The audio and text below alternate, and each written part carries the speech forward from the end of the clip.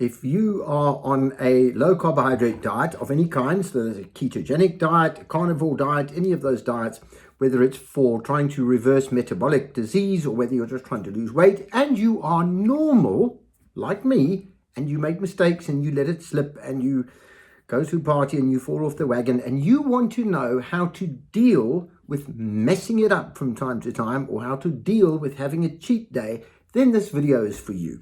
And some of you have actually asked me to make this video. Here it is. Welcome to SHAPEFIXER. I'm Andrew. I am a nutritionist. I am addicted to chocolate.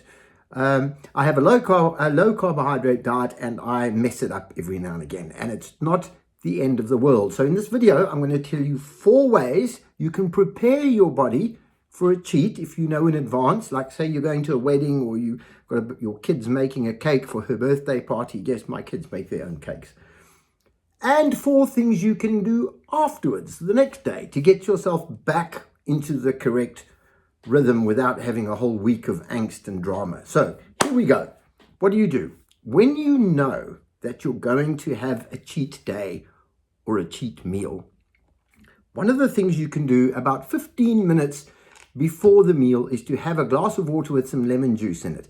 That will acidify your stomach slightly, trigger your digestive juices and prepare your stomach for the food so that when you do eat the food, even if it's not really great food and there's too much carbs, is your digestive juices will be ready for it and you will absorb as much good food as there actually is in there, which will be better than absolutely nothing. So you will take some advantage of the food that you eat. So that's the first thing.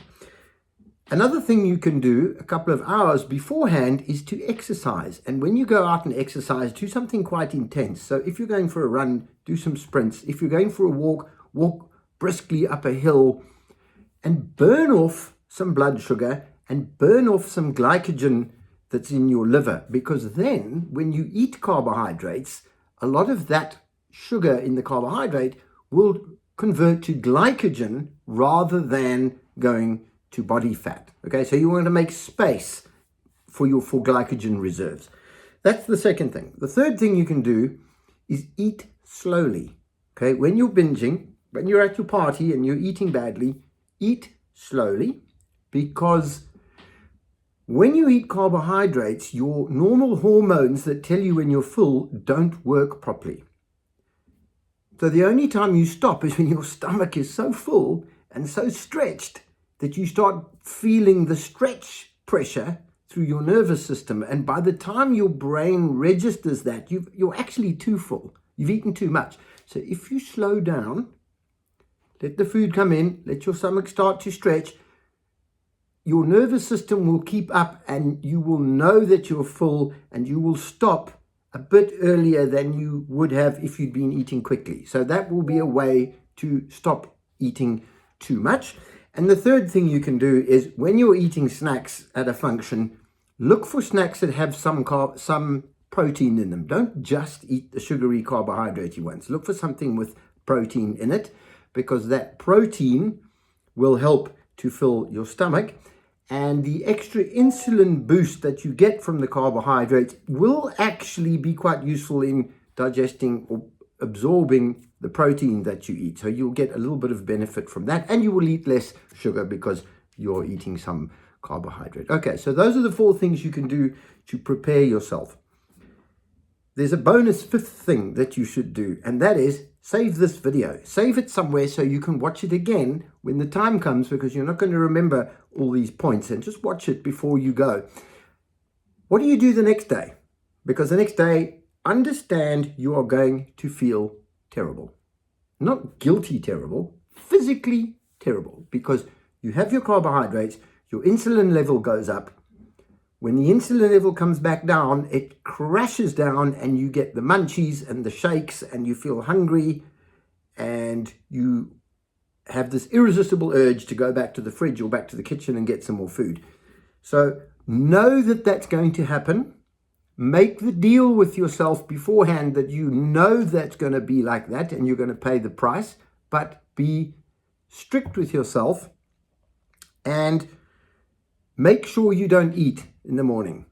Your intermittent fasting, your morning fast is very important the day after you've had a cheat, because that is how you get your body back onto rhythm. Now, it's not always easy, so what I would suggest that you do, so that's the first thing, you don't eat, but what you can do is have an apple cider vinegar drink, and I think we've seen videos on apple cider vinegar. It's a tablespoon of apple cider vinegar in a glass of water with a teaspoon of lemon to make it palatable. Drink that, or just a glass of water with lemon juice in it, which will give you the feeling of being a little bit full, but it will also slow down your hunger pangs. It will lower your hunger drive. And get some exercise.